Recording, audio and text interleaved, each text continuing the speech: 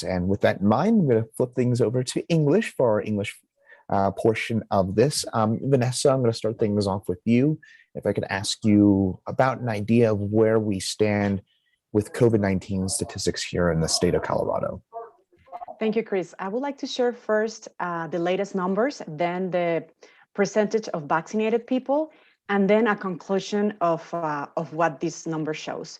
So as for February 28th, these are the numbers: 238 new cases reported, 22 new deaths among cases reported, 348 number of persons hospitalized with COVID. 58% of those currently hospitalized are not vaccinated.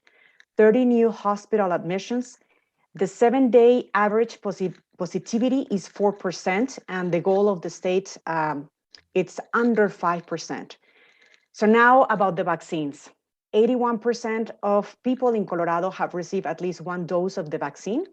However, the percentage of people in the Hispanic community vaccinated is 39%. So this shows the reality, how we are doing in Colorado.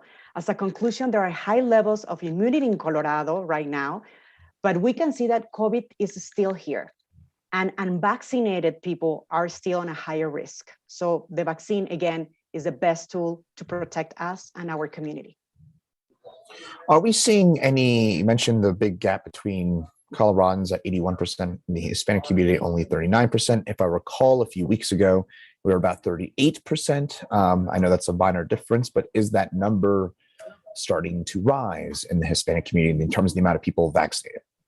You are correct, Chris. A few weeks ago when we spoke, it was 38%. So as we can see, it is moving. It is moving slowly, but it's moving. So that's why I really appreciate this talk with you and with Dr. Gonzalez to, spread the message about how important it is to get vaccinated within our Hispanic community.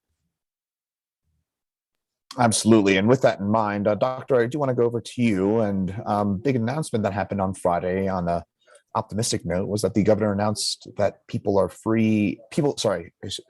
are fully vaccinated and boosted can return to pre-pandemic activities and living as they did before March of 2020.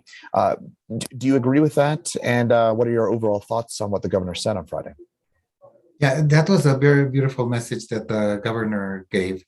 And I totally agree that if you're fully vaccinated, and that means having your 2 vaccines plus the booster, you have a very low risk of getting very sick for COVID-19.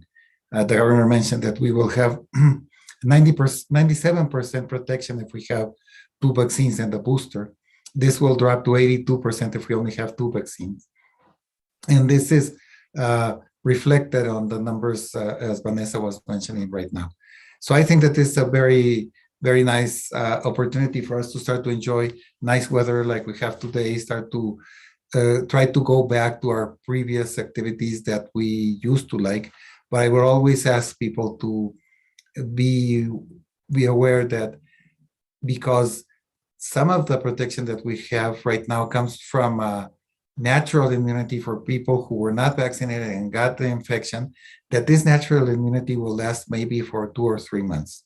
So we have to be aware that this will happen again, and we may have a surge in 3 or 4 months. So we have to be paying attention of that. So maybe you don't want to wear your face mask, but just don't throw it away.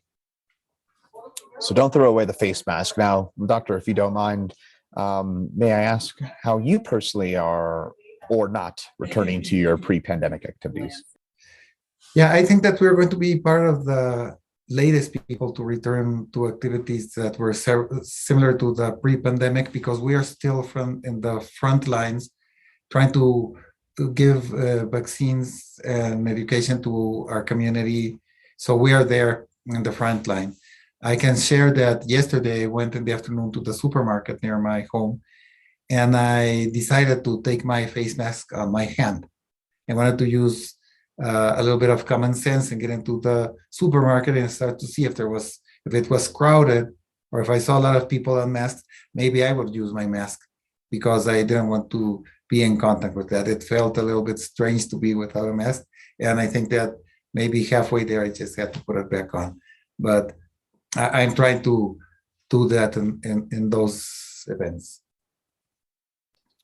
Well, it's interesting to hear your perspective. And with that in mind, to get some of that extra protection, Doctor, can you tell us more about the vaccine clinic that Servicios de la Raza is hosting tonight and other events this week? Yes, thank you, Chris. Well, today we started early in the consulate in the morning. We got, in the Mexican consulate, we got a group of people vaccinated there. At 4 o'clock, we're going to start our walk-in clinic here at Servicios de la Raza, 3131 14th Avenue, almost in the corner with Federal Boulevard. You can just come in. We don't need appointments. Just come in. It's fast. It's fun. You get vaccinated, you go home. This is the way we're doing it, and everybody's welcome. We also will have morning clinics in the Mexican consulate on Thursday and Friday, 9 to 1. And on Saturday, we're going to have a drive-through. So you don't want to get off your car. You can get off your car. You cannot come on a work day. Saturday, we're going to be open from 9 to 1. It's a drive-through, so people can just come in through the parking lot, get their vaccine, and drive home. And I think that weather is going to be good. Absolutely. It should be okay on Saturday. A little bit snowy, but shouldn't be too bad. But to your point, Doctor, really more importantly, Vanessa, we really appreciate a few minutes of your time and for such valuable information and insight here today. Thank you very much. And that'll do it for this week's look at COVID-19 in the Hispanic community here in Colorado. Remember, if you have a question, you can email it to me at chris.bianchi@9news.com in either English or in Spanish. We do this every Tuesday, so be sure to tune back in next week. Gracias a todos. Thanks to everyone. We'll see you again back here next week.